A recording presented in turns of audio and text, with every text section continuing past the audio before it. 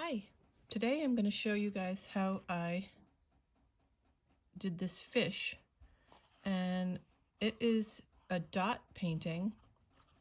Dots are often used in painting mandalas, and mandala means circle in Sanskrit, and it starts with a center dot. I put a jewel in this one because I thought it was fun, and you kind of work your way out from the center using acrylic paint and special tools that make dots. But in this case, since we're all about fish, I thought it would be fun to try using that technique, but with a fish shape.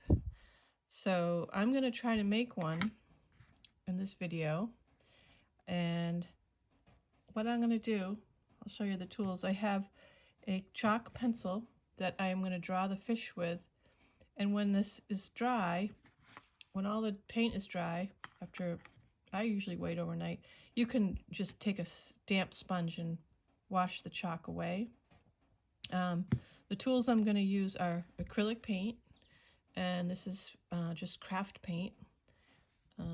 These are very handy to have, but if you don't have one, you can just use a plate or something. You only really need a little bit of paint, which is great. And then there's tools to make the dots with. I did buy these on Amazon a while ago, and these are what nail salons use. I think I got a whole set for about $10. It was well worth it. However, you can make your own tools. You can use pins on an eraser. You could get a push pin to make a dot. You could also just use the eraser. You could use a stick like this. Just look around and see what you have. I find Q-tips not so great because they get, their fuzzy kind of picks up the paint. It doesn't give you a good dot.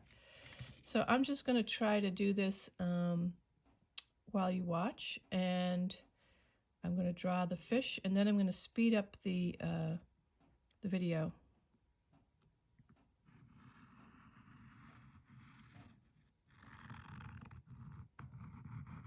I'm just working on a black canvas board that I have painted, and I used a paint that's called chalky paint, and it's a very flat paint.